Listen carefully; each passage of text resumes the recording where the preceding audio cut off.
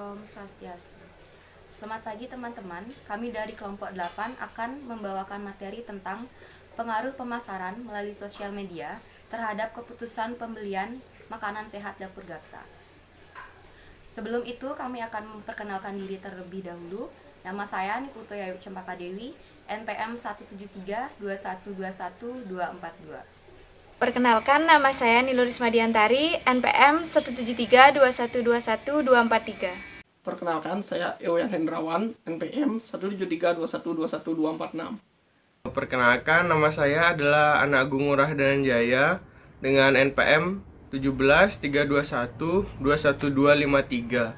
Saya Farel Alveningrum Sabiah, NPM 17232121272 dari kelompok 8. Pertama adalah latar belakang.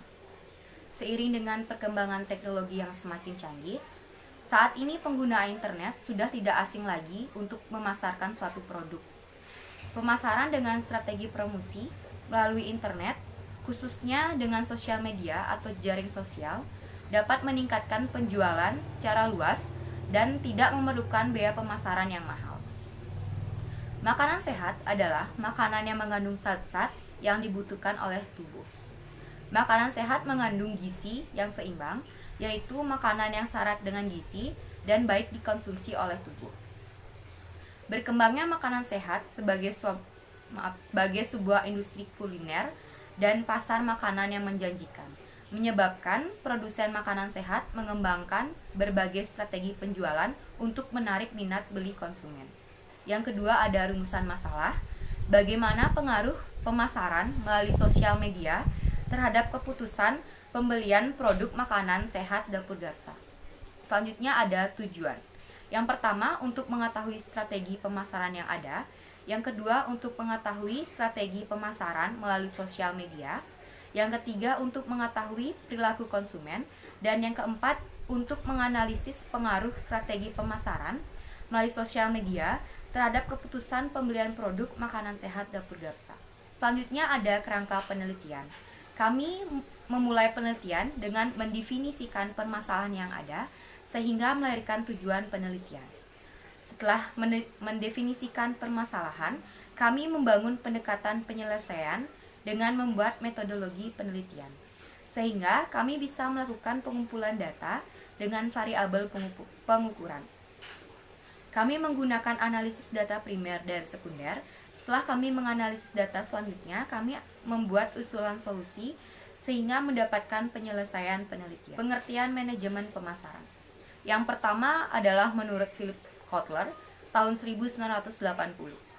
Menurut Philip Kotler, manajemen pemasaran adalah proses analisis, perencanaan, pelaksanaan, dan pengawasan program-program yang bertujuan menimbulkan pertukaran dengan pasar yang dituju dengan maksud untuk mencapai tujuan perusahaan. Yang kedua, menurut Dharmesta dan Handoko tahun 1982.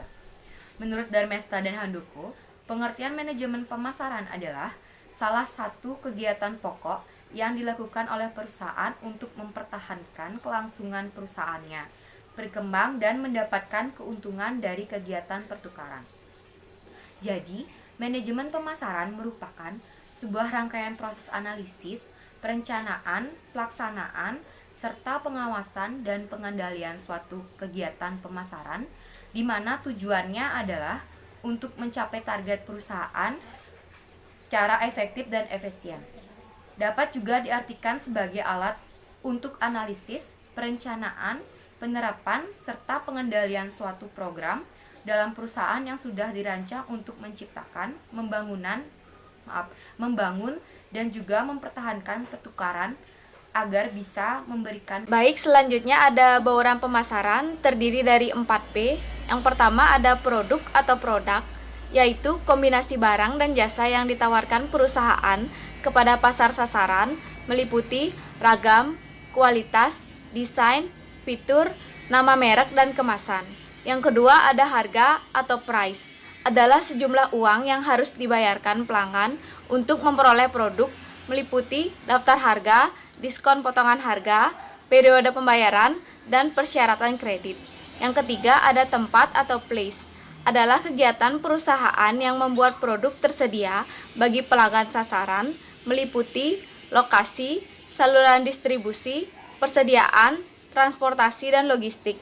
Terakhir ada promosi atau promotion, adalah aktivitas menyampaikan manfaat produk dan membujuk pelanggan untuk membelinya, meliputi iklan dan promosi penjualan. Langkah-langkah penerapan strategi pemasaran. Yang pertama ada segmentasi pasar, adalah tindakan membagi pasar menjadi kelompok pembeli berbeda dengan kebutuhan, karakteristik atau perilaku berbeda yang mungkin memerlukan produk atau bauran pemasaran terpisah. Yang kedua ada penetapan target pasar, yaitu proses mengevaluasi daya tarik masing-masing segmen pasar dan memilih satu atau lebih segmen yang akan dilayani. Penetapan sasaran pasar terdiri dari merancang strategi untuk membangun hubungan yang baik dengan pelanggan yang tepat, atau sebuah perusahaan besar mungkin memutuskan untuk menawarkan ragam produk yang lengkap dalam melayani seluruh segmen pasarnya. Yang ketiga ada diferensiasi dan posisi pasar, yaitu perusahaan harus memutuskan bagaimana mendiferensiasikan penawaran pasarnya untuk setiap segmen sasaran dan posisi apa yang ingin ditempatinya dalam segmen tersebut. Promosi. Promosi merupakan salah satu variabel dalam marketing mix yang sangat penting dilaksanakan oleh perusahaan dalam pemasaran produk atau jasanya. Menurut Martin Bell, dalam Swasta dan Irawan, promosi adalah semua jenis kegiatan pemasaran yang ditujukan untuk mendorong permintaan.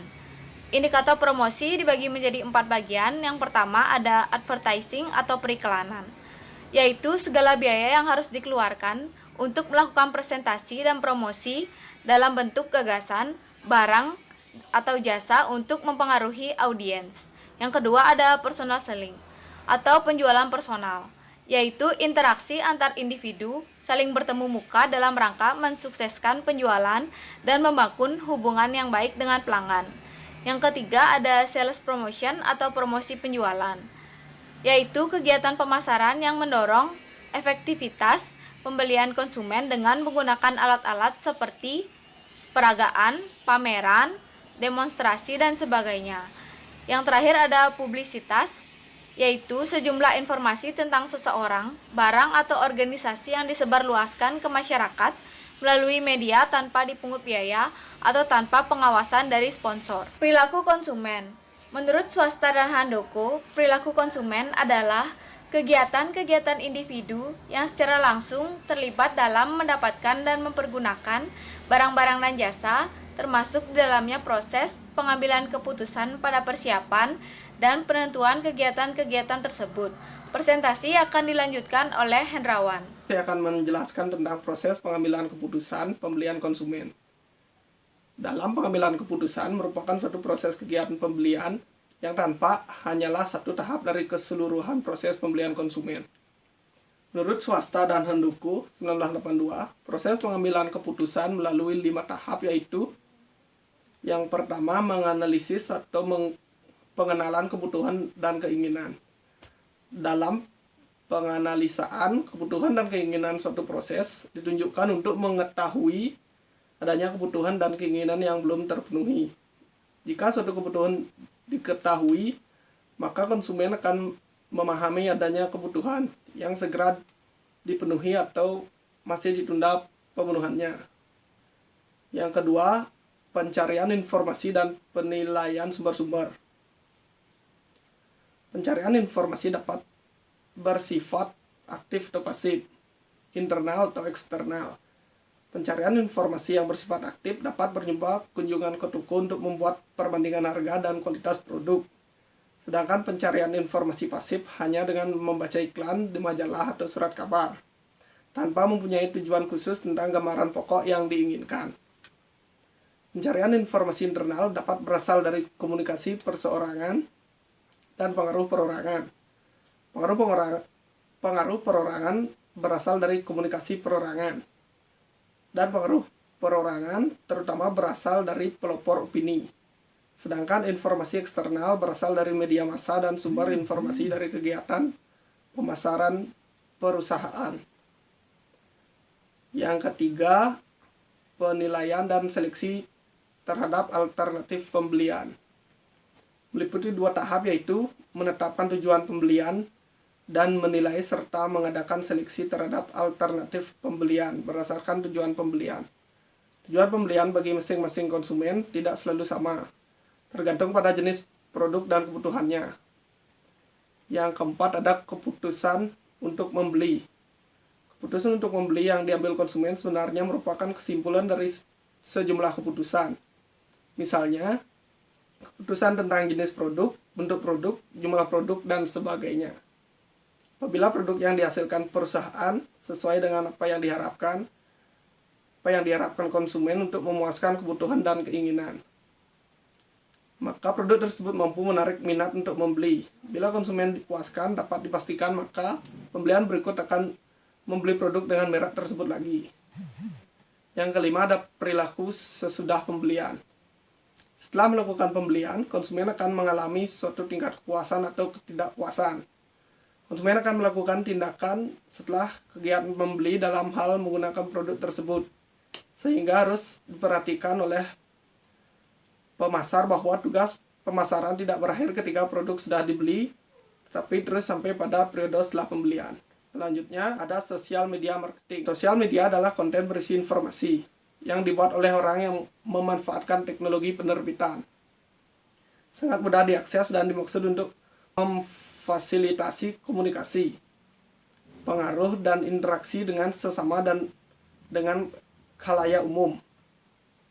Sosial media marketing memungkinkan membangun hubungan sosial yang lebih personal dan dinamis dibandingkan dengan strategi marketing tradisional.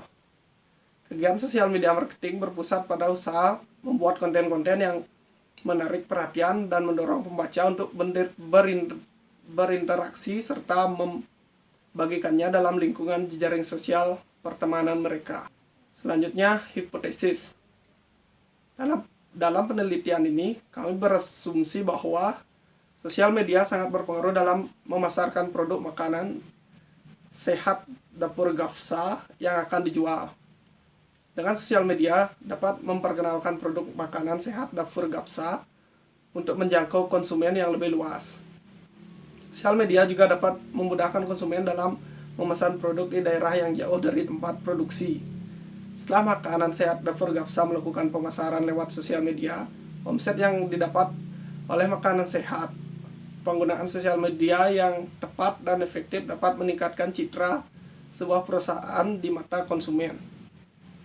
Kekuatan sosial media sebuah perusahaan dibangun atas dasar rasa senang, hobi, gaya hidup, loyalitas, dan dorongan rasa ingin tahu dari para konsumen itu sendiri.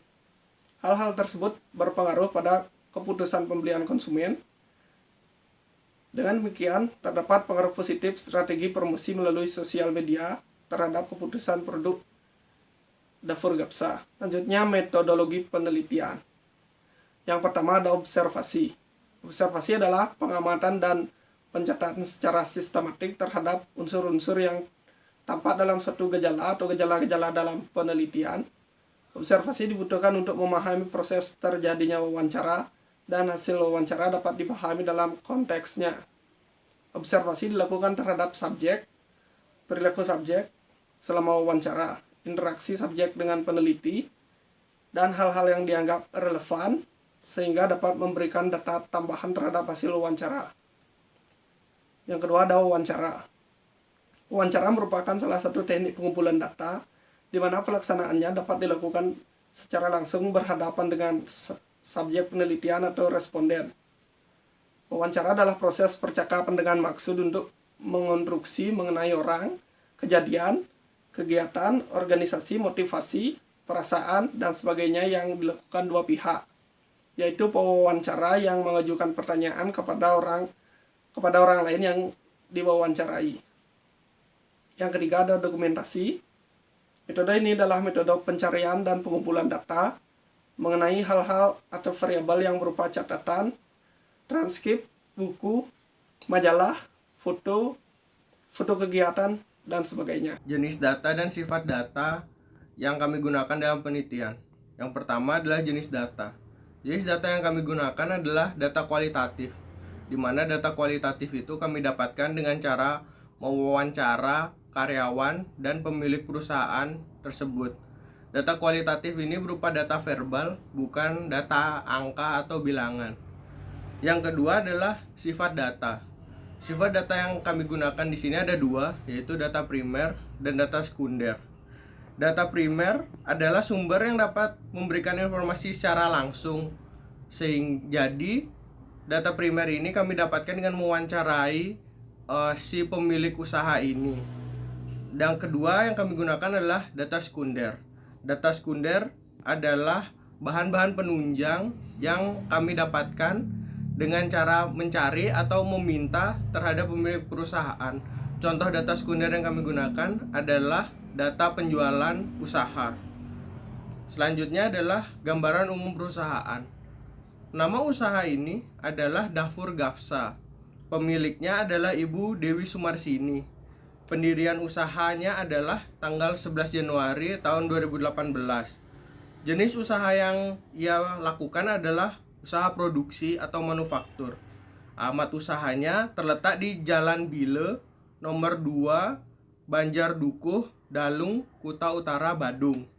Bentuk usahanya adalah UMKM dan target konsumen yang ingin dicapai oleh Ibu Sumarsini adalah kalangan anak muda hingga orang tua.